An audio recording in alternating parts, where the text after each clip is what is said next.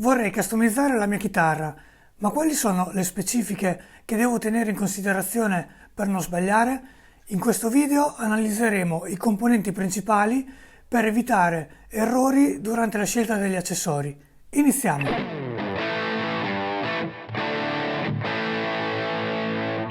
Ciao a tutti, sono Mauro, il liutaio della Gaudenzi Guitar, e oggi vorrei condurre un'analisi dei componenti più frequentemente sostituiti nelle chitarre. In questo video voglio fornirvi una guida dettagliata sulle caratteristiche da tenere in considerazione durante l'acquisto di accessori per la vostra chitarra, con l'obiettivo di aiutare ad evitare errori comuni.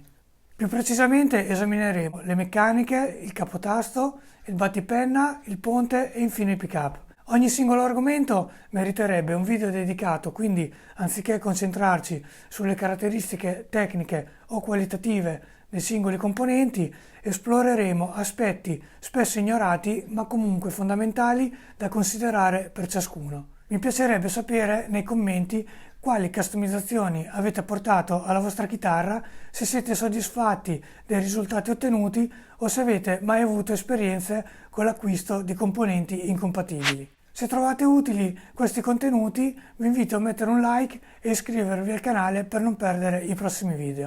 Ma ora iniziamo questa esplorazione dei componenti. Quando decidiamo di cambiare le meccaniche ci sono diverse opzioni a cui prestare attenzione, sia che optiamo per meccaniche tradizionali che per meccaniche autobloccanti. Generalmente i fori possono essere di due misure differenti, dipende se le boccole sono ad incastro, quindi con foro da 8, oppure ad avvitamento con il dado a stringere sulla meccanica con il foro che è da 10. Se abbiamo le meccaniche con la boccola ad avvitamento, quindi con fori da 10, e decidiamo di sostituire con meccaniche con la boccola ad incastro, tipicamente presenti nelle meccaniche stile vintage, è importante evitare di spessorare le boccole con del nastro o rimedi improvvisati. Questo perché la meccanica potrebbe risentirne in termini di stabilità, poiché il tiraggio della corda graverà pesantemente su di esse. Esistono in commercio boccole fatte apposta per i fori da 10. Nel caso contrario, cioè se abbiamo meccaniche col passo da 8 e vogliamo sostituirle con quelle da 10, dovremo allargare il foro. Un altro aspetto da valutare è la posizione delle viti di serraggio, specialmente se sono meccaniche con perni ad incasso. È sempre consigliabile l'acquisto di meccaniche con la stessa posizione dei perni oppure con viti poste in una posizione simile per prevenire il rischio di pentirsene in futuro, nel caso in cui si facciano fori aggiuntivi. La scelta del colore non è scontata. Questo non vale solo per le meccaniche, ma per l'hardware in generale. L'hardware dorato è delicato. Meccaniche economiche possono avere una colorazione gold che può ossidarsi o addirittura scomparire molto facilmente. Inoltre è importante comprendere la differenza tra finitura cromata e quella nickel. Il cromato ha un colore più freddo, tende al blu o al grigio, mentre il nickel presenta riflessi più caldi tendenti al giallo o all'oro. Poi esistono anche meccaniche con albero sfalsato, ossia posizionate a diverse altezze. Queste possono risultare particolarmente utili, soprattutto sulle chitarre dallo stile Fender che non dispongono della bassacorde tra Sol e Re, per esempio. È una caratteristica molto comune nelle meccaniche autobloccanti, che non richiedono l'avvolgimento della corda sull'albero. Infine il rapporto di trasmissione, ovvero il ratio, cioè il numero di giri del pomello necessari per far compiere un giro completo all'albero. È un indicatore della precisione della meccanica. Un rapporto più alto indica una maggiore precisione. Generalmente il rapporto di trasmissione si aggira intorno ai 17-18 a 1. Le meccaniche vintage di solito hanno un rapporto di 15 a 1, mentre le migliori arrivano anche a 21 a 1. Ora passiamo al capotasto. Il capotasto è un componente che spesso viene sostituito. Questa operazione è delicata e sarebbe bene affidarsi a un liutaio che disponga degli strumenti adeguati per calibrarlo correttamente. È importante tenere presente che, sia che si scelga osso, TUSC o grafite, ad esempio, è essenziale verificare la larghezza totale, la distanza tra il mi basso e il mi cantino e il radius della tastiera. Quest'ultima specifica è fondamentale soprattutto per i capotasti Floyd che, essendo in metallo, non è possibile calibrarli. Il battipenna può presentare diverse forme e materiali, ma i tipi più comuni sono quelli a uno strato o a tre strati. Il battipenna a tre strati è possibile riconoscerlo dalla presenza di una riga bianca centrale oppure nera se il battipenna è bianco, per esempio. Indipendentemente dalla scelta estetica, il battipenna a tre strati è generalmente più robusto rispetto a quello monostrato. È particolarmente importante quando i pick-up sono avvitati direttamente sul battipenna anziché sul corpo della chitarra. I battipenna monostrato o anche quelli a tre strati di bassa qualità possono essere soggetti a deformazioni nel tempo, con il rischio di piegarsi o gonfiarsi. Tuttavia questa caratteristica può essere considerata un tratto distintivo desiderato per le chitarre in stile vintage. È fondamentale considerare la posizione e il numero di viti del battipenna che stiamo valutando di acquistare. Un battipenna economico o non ufficiale, come quelli non autorizzati da Fender,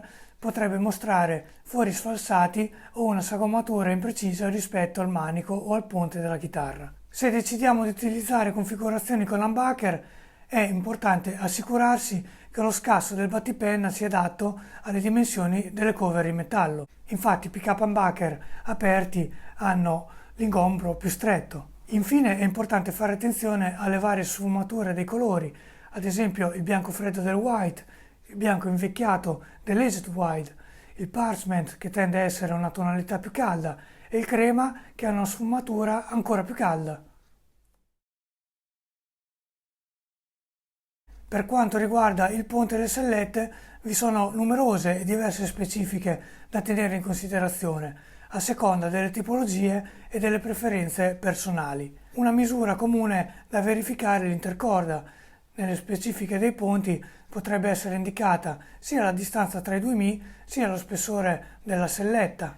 Nei ponti fluid rose o tremolo con i due pivot è importante misurare la distanza tra i perni. Lo stesso vale per i tremoli stile vintage con le 6 viti di fissaggio. In questi casi è fondamentale fare attenzione poiché le misure possono variare ed è facile commettere errori. Nel caso delle chitarre Telecaster, il passaggio da un ponte a 3 sellette a un ponte a 6 sellette o viceversa non è mai scontato, perché i fuoripassanti delle corde potrebbero essere posizionati a misure molto diverse. Per i ponti in stile Gibson è necessario osservare il tipo di perno, se sono per esempio di tipo Tunomatic, Nashville o ad inserto largo. Se desideriamo sostituire solo le sellette, oltre a controllarne lo spessore, dobbiamo considerare anche la posizione delle viti di fissaggio, che potrebbero essere centrali o sfalsate. In sintesi, la scelta e la sostituzione del ponte e delle sellette richiedono attenzione e considerazione delle specifiche dettagliate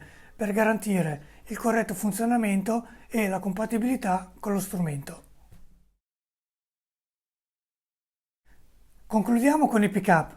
Come ho detto all'inizio del video, oggi non ci soffermeremo sulla qualità ed il suono. L'argomento è davvero ampio, quindi ora prestiamo attenzione alle specifiche che spesso vengono sottovalutate. Ad esempio, i single coil sono disponibili con poli piatti, i cosiddetti flat pole, oppure staggered, ovvero sfalsati, che seguono il raggio del manico. Questa scelta è particolarmente cruciale soprattutto quando si opta per pick-up in stile vintage, che sono solitamente meno potenti. In questo contesto, su una chitarra con un raggio del manico di 7,25 o 9,5, il single coil con poli sfalsati può garantire un giusto bilanciamento tra le corde, mentre pick-up più moderni o spinti in uscita sono meno sensibili alla variazione del radius dello strumento. Assicurarsi di acquistare il pick-up associato alla posizione giusta, ponte centrale o manico.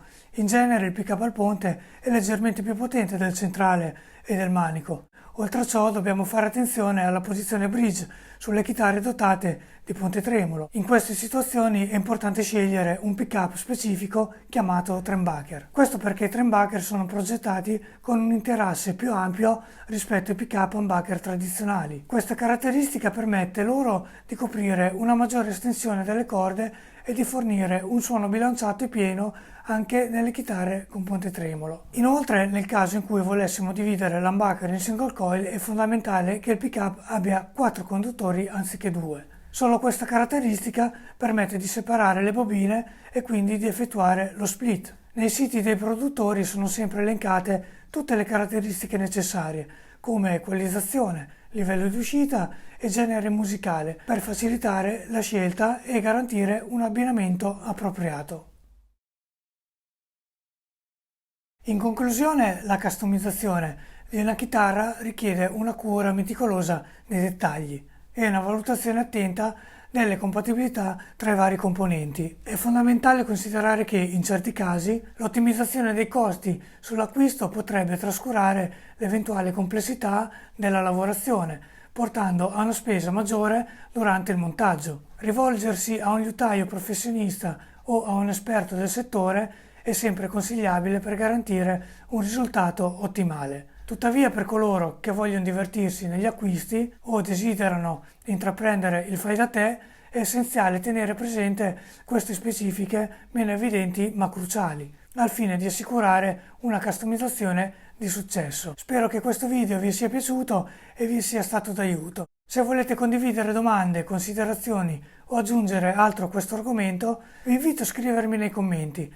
Potrebbe essere un'ottima fonte di ispirazione per un prossimo video. Ringrazio tutti voi per avermi seguito e vi incoraggio nuovamente a mettere un mi piace e iscrivervi al canale per non perdere i prossimi contenuti. Un saluto a tutti, ciao!